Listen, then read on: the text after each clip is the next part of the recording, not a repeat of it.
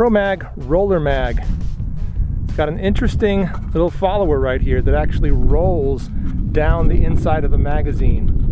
You can see those little rollers right there. That's an interesting design, I gotta say, but how well will that hold up to getting thrown in the dirt and getting dirty? We're gonna test that today, compare it against Magpul and also some GI mags and see how they do under the same circumstances.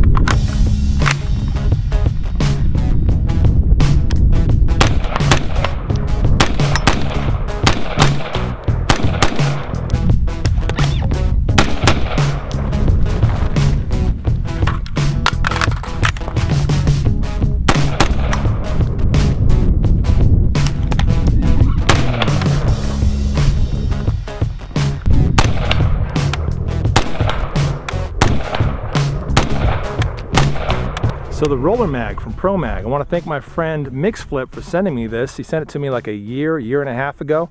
It's been a while since I got it and I'm just now getting around to playing with it.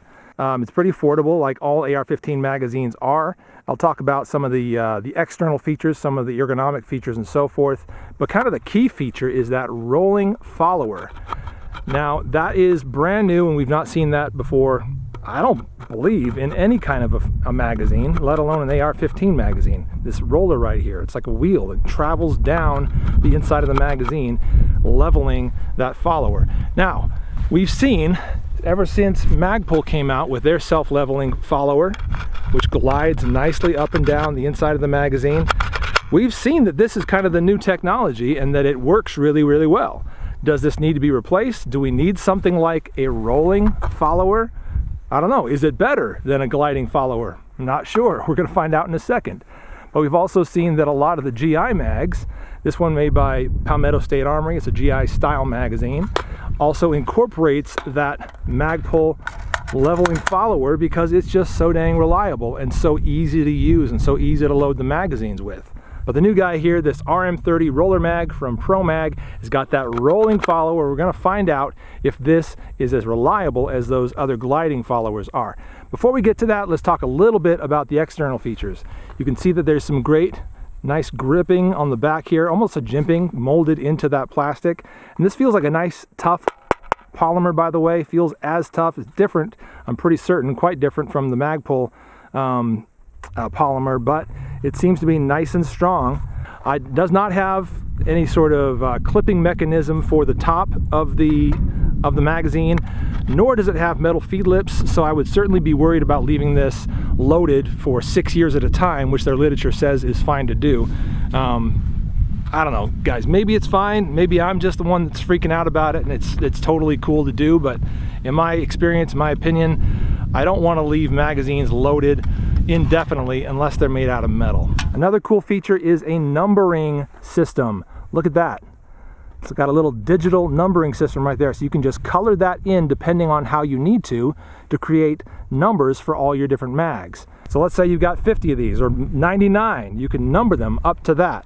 And so that's a really good thing. That means that you'll be able to recognize one that's failing if you have one that is failing, and not mix it in with all the other ones that are still good. That's also, of course, a great way to identify your magazines as opposed to everybody else's. If you're at a training class, everybody's dropping their mags, you know which ones are yours because you marked them.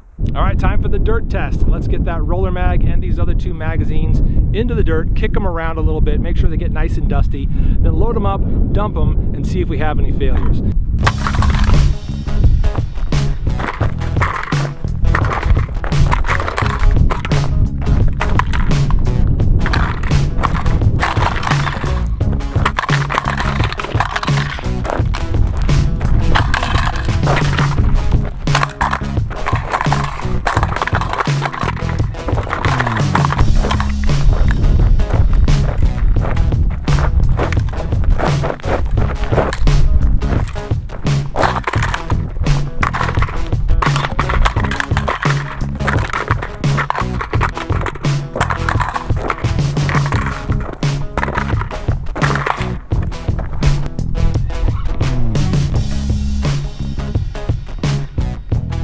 I don't know about you, but those look pretty filthy to me.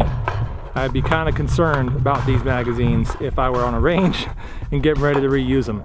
So we're going to dust these off a little bit and not take them apart, but just kind of dust them off a bit, get them loaded up, and then see if we can run them dry.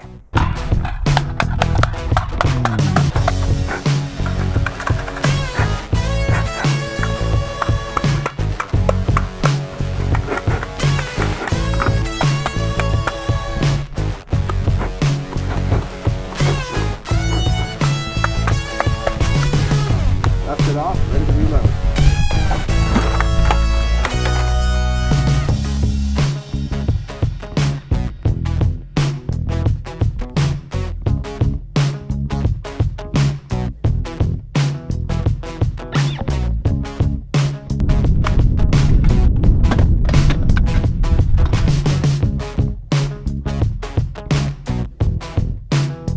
All right, now for the moment of truth. Will that dirt bath kill the roller mag, or any of these mags for that matter?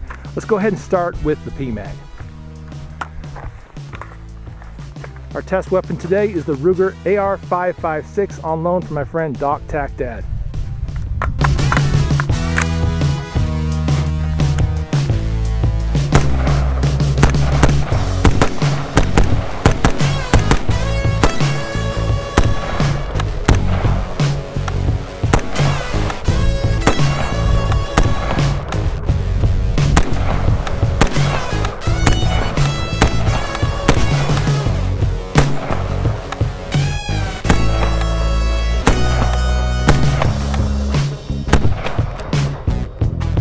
Problems with the PMag.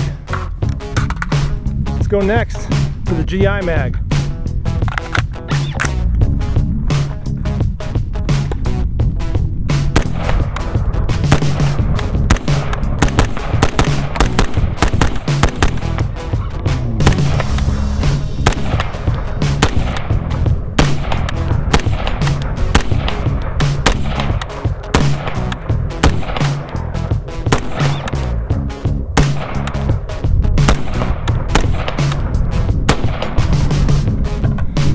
That one did fine as well. Time to find out how the roller mag does.